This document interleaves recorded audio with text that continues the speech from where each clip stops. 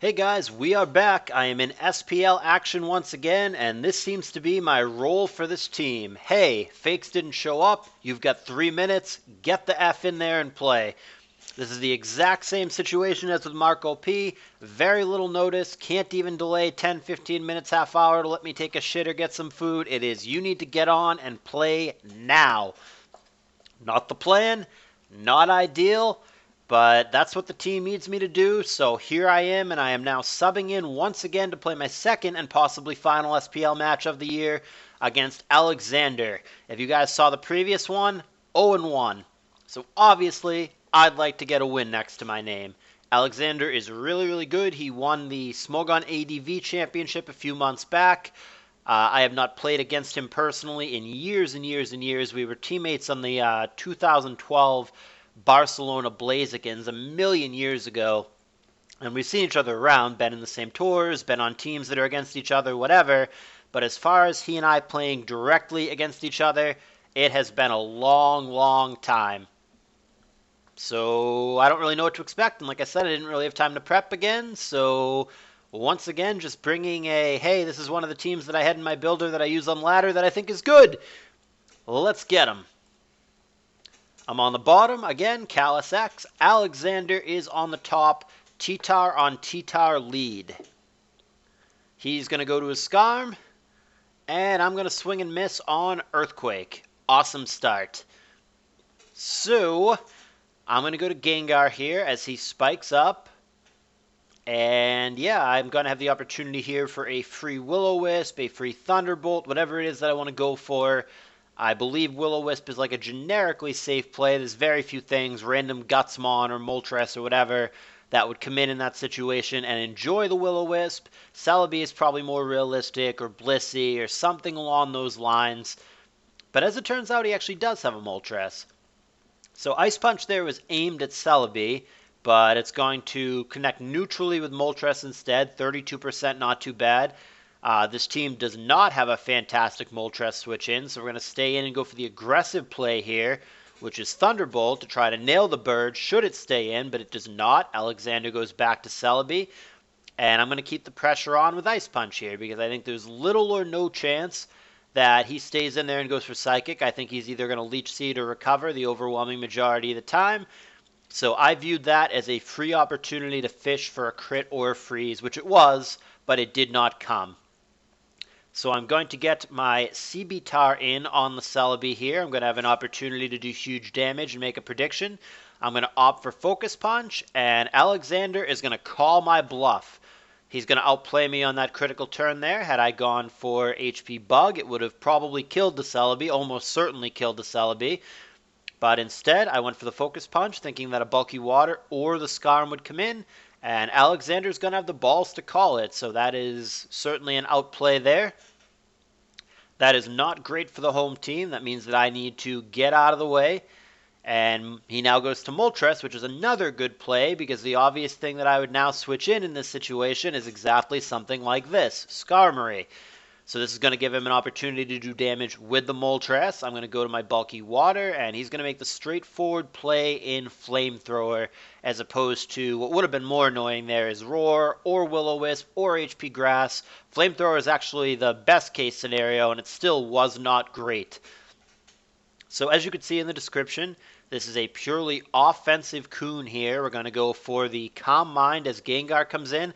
I feel great about this. A max special attack +1 Coon with Hydro Pump should rock this Gengar's fucking world. It will one-hit KO the overwhelming, basically every fucking Gengar out there. There is Thunderbolt. Hydro Pump, eat shit! What the fuck? So that must be the bulkiest Gengar in history. Look at that thing. 86% is all it takes. Thing is obviously loaded with bulk to take that hit that well. And yeah, I can't believe it. I mean, it's going to have max HP and it's going to have like 215, 220, some absurd amount of special defense. I cannot believe it. Or that was like a bare minimum roll or something. Even if I don't kill him, I'm not going to kill him with sand either. Thing just fucking sits there with his big stupid grin and his big teeth and just laughs in my face. Gengar the bulky, apparently. And he might kill me with Thunderbolt plus Sand unless I get a cooperative damage roll, which I do not. So that is not the way that I thought that that sequence would go. I switched it up to Ice Beam there because it doesn't matter because I don't want to miss Hydro Pump, obviously. But that is absolutely not the way that I thought that that was about to go. I really thought my Coon was going to be an issue for him there. I don't know if that was a damage roll thing or what, but that was not the ideal turn. Nevertheless, this brings us to a 5-5. I once again have an opportunity with T-Tar, who is Choice Banded and almost certainly faster than his non-banded T-Tar. I've got an opportunity here to make a prediction, and I need to make a play here. Here comes Swampert. Nope! Alexander once again outpredicts me. As it turns out, anything other than Rock Slide would have been better there. Couldn't pull the trigger on Focus Punch. Even Earthquake would have gotten him there. But he predicts me correctly, goes to Swampert on the Rock Slide, and that is 2 critical turns in which Alexander outpredicts me when it comes down to the CB-Tar. I'm going to stay and go for Rock Slide again because I don't see too much use for this T-Tar anymore. If he switches, great. If I get a flinch, great. If he overpredicts, goes for Toxic, great. None of the above happen. I Rock Slide, he surfs, down I go, and we are behind. Jolteon at this point comes in, and he's not going to be able to break through both Swampert and Celebi because I either have HP Grass or I have HP Ice, but you cannot have both. I do have HP Grass, as you can see in the description, so I'm hoping that Swampert stays in and eats that, but that is not the case. And now that I know that he's going to go to Celebi, since I've shown HP Grass, I take this opportunity to go to Gengar and apply some pressure here. I'm hoping either he just doesn't have Psychic, or I'm just going to live the Psychic. Either of those would be acceptable. I do get a nice crit, but I do not survive the follow-up Psychic plus the Sand, and we fall even further behind.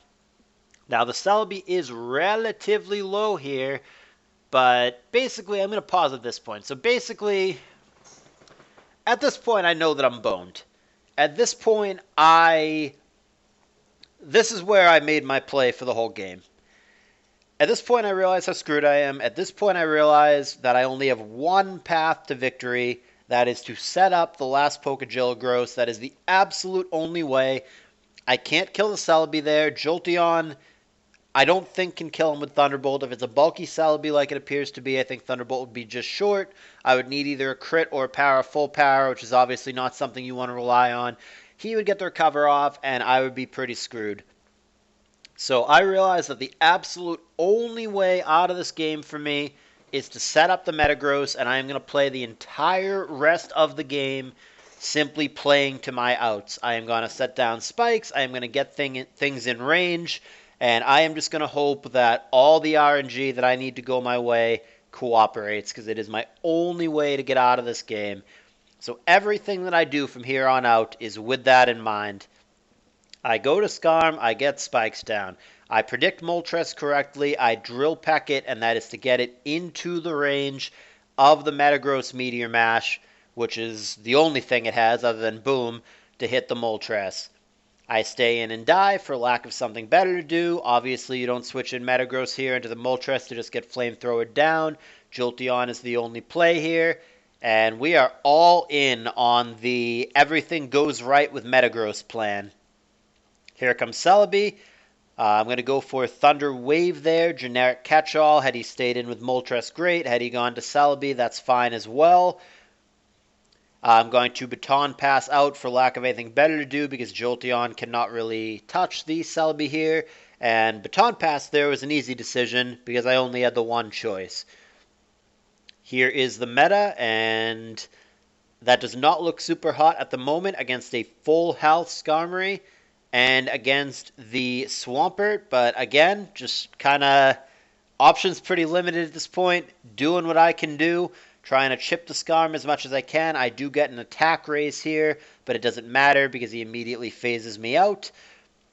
Breaking through the Skarm and breaking through the Swampert are probably going to be fairly difficult tasks, I would say.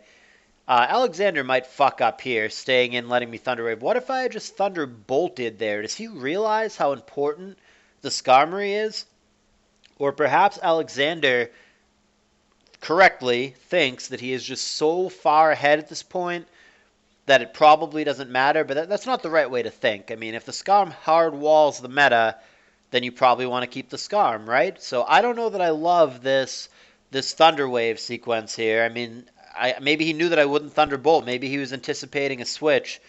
But I definitely don't love this. So he's going to allow me to Thunderbolt him down. I guess he does not see it the same way that I do. I feel like the Skarm was probably the biggest problem for the Metagross. And I don't know. He's just going to let me kill that. I don't know why he let me kill that. So are the odds with me? No. But now I have a chance.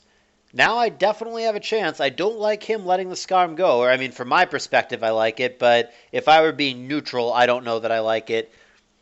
But there is the paralysis. And here we are. We are all in.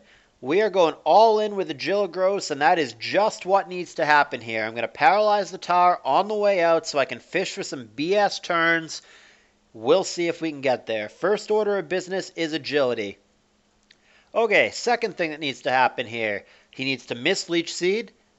Probably. Maybe I could still get him through Leech Seed, but probably not if the Swampert is Protect. So I pretty much need him to miss Leech Seed.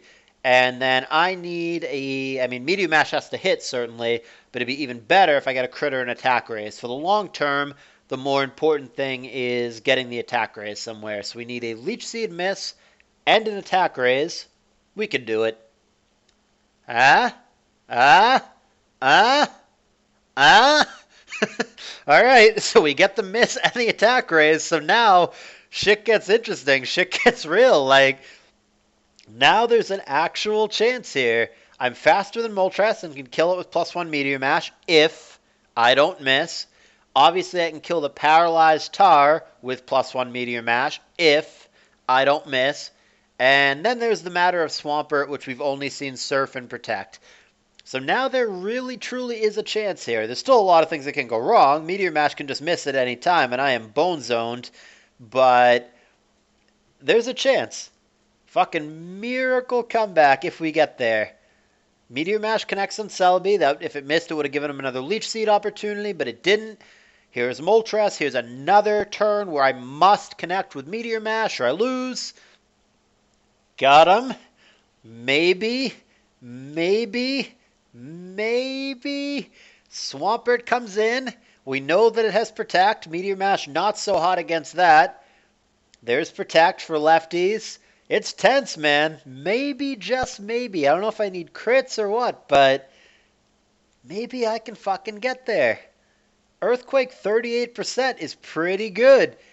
Surf there, 34% is not bad. Now, I have to be careful about knocking him into Torrent range, but, I mean, even a Torrent range Surf will not kill me from this HP, pending a crit. So we're just going for the Earthquakes here. It's a 2-hit KO, and I'm very safe pending a crit. There's Earthquake. There is a big boy Torrent range Surf, which obviously would have killed me with a crit, but he doesn't get the crit. And now he is out of range to where even with, say, 2 or even 3 Protects, where he could survive. So now, all of a sudden, the odds are actually in my favor. Now, the only out that Alexander has is if my Meteor Mash misses, and I have to Meteor Mash because Earthquake would not kill the Tyranitar here. So I need to miss Meteor Mash, and then he needs to, through the paralysis, get me with Earthquake. And if he does that, I will die. But as long as I connect with this Meteor Mash, we got him. Go, go, go. One time. Come on. How about that? What a game. Believe me, I was just as surprised at winning this game as you guys are, for those of you who haven't seen this. I was getting crushed. Alexander was making me his bitch. And yeah, I mean, I was super far behind. He outpredicted me on multiple key turns, and it looked clear as day that he had this and I wasn't going to get there. I needed several things to go the way that I wanted. I needed to get the attack raise at some point. I needed to miss 0 of the 4 or 5 or however many Meteor Mashes, and crucially, this is probably the most important one, I needed him to miss the Leech Seed. But really, I needed all those things. I needed the Leech Seed miss, the Attack Raise, and never miss a Meteor Mash. The odds of all of those things happening the way that I need them to are pretty effing poor. But this game should be a lesson of playing to your outs. This game should be identifying the path to victory, even if it is a very mathematically unlikely path, even if you need very specific things to happen, even if you need to play for hacks. This is a textbook example of play to your outs. Figure out, given your position, what it is that you need to happen to win, what sequence, even if it involves BS, is required for you to win, and then just fucking play for it. Most of the time you don't get there. Sometimes you do. And this is one of those games where I got there. So, the substitute ADVer, that is myself. I've had under 10 minutes notice combined for both of my matches, but I managed to get one of them after losing to Markop, possibly my own fault. I am going to come back strong and probably deserve to lose to Alexander, but managed to pull out the win nonetheless by playing to my outs and getting there through dumb luck. So that is going to put me at 1-1 this SPL. I will leave you guys in the exact same place as before. If I play another SPL game, who knows if I will. I will let you guys know. I will get that up here. If not, I guess 1-1 is okay. But this is definitely a cool game and definitely a why we play to our outs textbook example. Learn from this, gentlemen. Learn from this. And I will see you guys soon with more content.